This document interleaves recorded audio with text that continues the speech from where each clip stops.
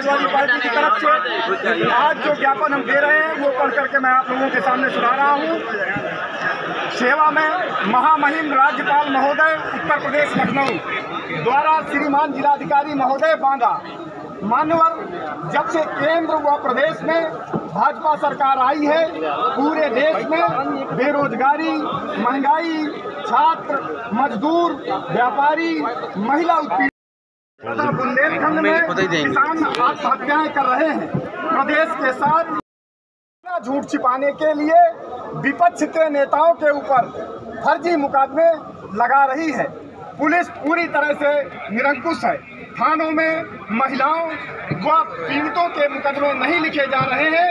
Samajwadi party के राष्ट्रीय अध्यक्ष माननीय आदरणीय अखिलेश यादव जी के निर्देशन पर 9 अगस्त 2023 को क्रांति दिवस के मौके पर छठवां बिंदु प्रदेश में जातिवार जनगणना कराकर उनकी संख्या के अनुपात में उन्हें सभी सेक्टरों में भागीदारी सुनिश्चित कराई जाए।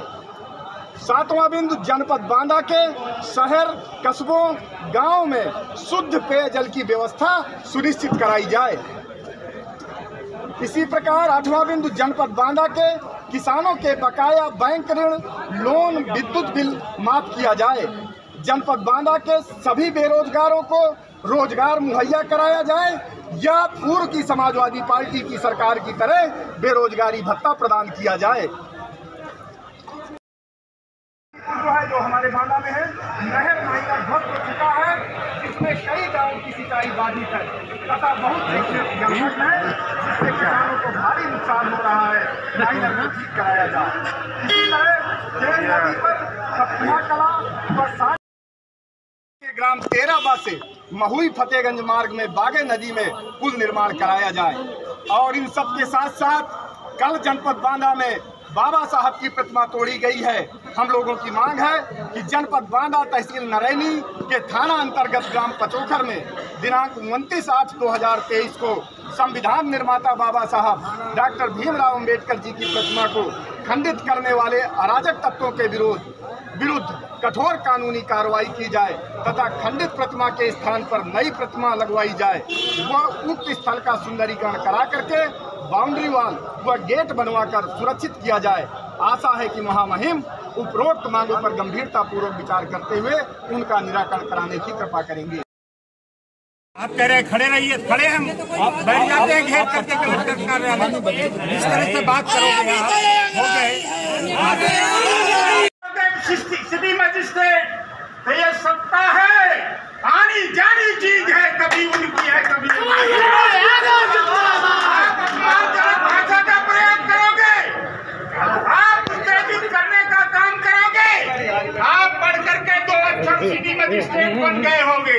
हमारे जैसे लोग जिस विश्वविद्यालय से तुम शिक्षा ले करके ग्रहण करके निकले हो, उस यूनिवर्सिटी के प्रेसिडेंट रहे हैं, कॉलेजों के प्रेसिडेंट रहे हैं, जहां आपने शिक्षा अध्ययन किया, विद्यार्थी बन के रहे। अपनी भाषा को संयमित रखो। हमें धमकाने डराने की कोशिश मत करो। सत्ता के इशारे पर हमें अगर डराने धमकाने की कोशिश करोगे तो हम तुम्हारी भुड़की से डरने वाले नहीं हैं।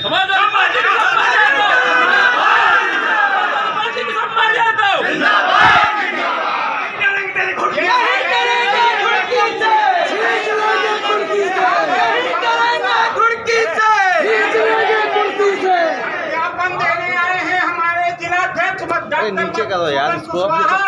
ज्ञापन पढ़ करके चले सुना रहे थे।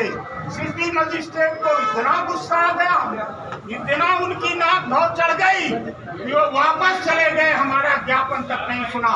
लोकतंत्र में यह व्यवहार नहीं चलेगा।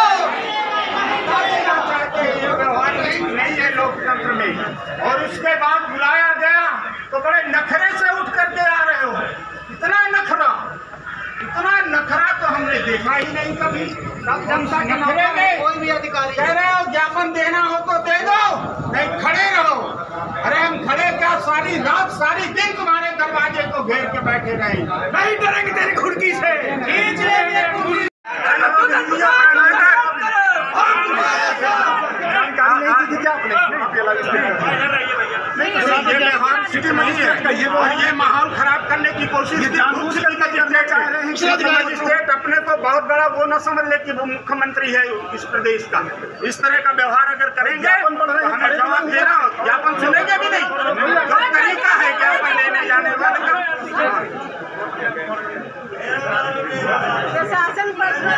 वो ठीक है आपको, लेकिन ये व्यवहार उचित नहीं था। एडीएम साहब बुला दीजिए, हम यूनिवर्सिटी मजिस्ट्रेट को नहीं देंगे। हटो यार थोड़ा सा पीछे आओ, ये तो कि आज ज्ञापन दिया गया है, क्या है पूरा मामला?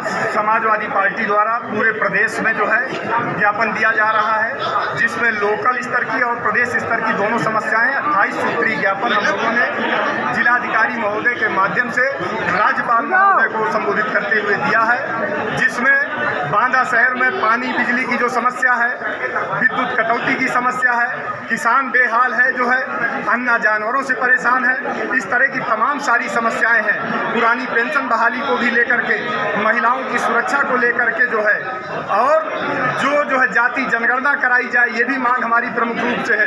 कल बाबा साहब की प्रतिमा तोड़ी गई, वो प्रतिमा भी जो है नई लगवाई जाए। इस तरह की सभी मांगों को लेकर के हम लोगों ने आज किसको ज्ञापन देने आए थे आप? हम लोग ज्ञापन जिलाधिकारी के महोदय के माध्यम से महामहिम राज्यपाल महोदय के लिए देने आए थे। ज्ञापन को लेकर क्या मामला हो गया आज जो आक्रोशित हो गए? यहाँ पर आए और हम अपना ज्ञापन पढ़ करके सुनाने लगे, और उनके पास इतना समय भी नहीं था कि वो ज्ञापन को पूरा सुनते और वो वापस चले गए। जब पुनः वापस लेने आए तो माननीय विधायक जी ने कहा कि भाई आपको ज्ञापन सुनना चाहिए, तो उन्होंने कहा कि इतना समय नहीं है। इसी बात पर हमारे कार्यकर्ता और सभी समाजवादी पार्टी के जुझारू साथियों ने आक्रोशित होकर के नारे लगाए और ये कहा कि हम ऐसी सरकार के अधिकारियों को ठीक करना भी जानते हैं, और इसी को लेकर हम लोग यहाँ पर बैठ गए कि हम सिटी मजिस्ट्रेट को ज्ञापन नहीं देंगे, दूसरा कोई अधिकारी आए और ज्ञापन ले। तब एडीएम महोदय आए और अपना ज्ञापन लेकर के उन्होंने गलती भी मानी और ये कहा कि नहीं, ऐसा व्यवहार नहीं किया जाएगा भविष्य में। तब हम लोगों ने ज्ञापन दिया। धन्यवाद। मांगों को लेकर के ज्ञापन हुआ है।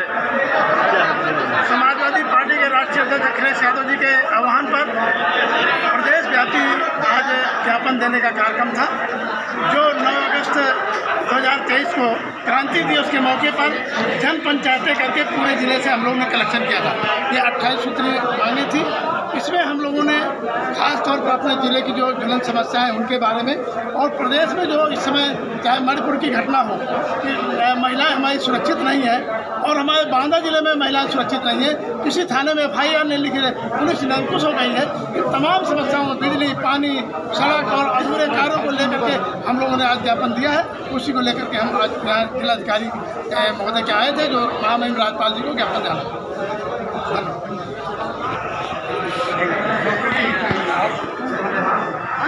जी यहाँ ज्ञापन देने आए हुए थे, ज्ञापन के दौरान क्या हुआ था? ज्ञापन के दौरान देखिए, ज्ञापन देने जब हम यहाँ आए, एलआईयू की जिम्मेदारी होती है, एलआईयू ने सूचना दिया, चूँकि कलेक्टर थी नहीं, सिटी मजिस्ट्रेट को उन्होंने नियुक्त किया था ज्ञापन देने के लिए। अगर डीएम नहीं होता तो किसी भी अधिकारी को नियुक्त करती है कलेक्टर ने नियुक्त किया। वो ज्ञापन देने के लिए बड़ी मुश्किल में आते ही जब ज्ञापन पढ़ने लगे हमारे जिलाध्यक्ष जी, तो उन्होंने ज्ञापन हमारा सुना नहीं और चले गए फिर ऑफिस में। जबकि नियम ये होता है कि ज्ञापन जब पढ़ करके सुनाया जाता है तो जो अधिकारी ज्ञापन लेने आता है वो पूरा ज्ञापन को सुनता है और उसके बाद आश्वासन देता है कि जो लोकल समस्याएं जिले स्तर की, हम उन्हें जिले स्तर पे हल करेंगे, और जो प्रदेश स्तर की, शासन के स्तर की, हम उन्हें शासन स्तर तक भिजवा देंगे, और धन्यवाद देता है। उसके बाद अधिकारी जाता है। ये चले गए, फिर दोबारा जब बुलाया गया ज्ञापन लेने, क्या कह के चले गए थे? ये कुछ नहीं बोले और चले गए। हम तो ज्ञापन पढ़ रहे थे, पढ़ करके सुना रहे थे, हमारे जिलाध्यक्ष जी चले गए। और जब दोबारा बुलाया गया कि जब ज्ञापन खत्म हो गया तो तलाशा गया कि कहाँ है सिटी मजिस्ट्रेट, उनका कहीं अता पता नहीं है। तो कहा गया कि सिटी मजिस्ट्रेट को बुलाए, तो एलआईयू को लोग गए तो वो आने में टाल मटोल करते रहे। आए, हमने उनसे कहा कि आपको ज्ञापन सुनना चाहिए था। बोले ज्ञापन देना हो तो दे दीजिए, नहीं मैं चला। जिनको ज्ञापन लेना था कलेक्टर को वो है नहीं। तो मैंने कहा आपको निर्देशित कर गई होंगी ज्ञापन लेने के लिए, आप इस तरह की भाषा का इस्तेमाल कर रहे हैं। हम नहीं देते आपको ज्ञापन, आप जाइए, हम चस्पा कर देंगे। फिर हम जा करके हम लोग धरने बैठ गए कलेक्टर के दफ्तर के सामने। वहाँ फिर एसडीएम स्तर के एक अधिकारी आए, उन्होंने उस जो गलत शब्दों का इस्तेमाल किया उसमें क्षमा याचना की उन्होंने, और उन्होंने ज्ञापन लिया और आश्वासन दिया। क्या यह मामला अवमानना का बिल्कुल बनता है। उन्होंने अपमानजनक शब्दों का प्रयोग किया और हम उनके दरवाजे पे आए हैं, जनप्रतिनिधि हैं, चुने हुए विधायक हैं, हमें हमारी बात सुनना चाहिए था, ज्ञापन लेना चाहिए था। इस तरह की तुरंत मिजाजी नहीं करना चाहिए था। तुम राज परिवार में नहीं पैदा हुई।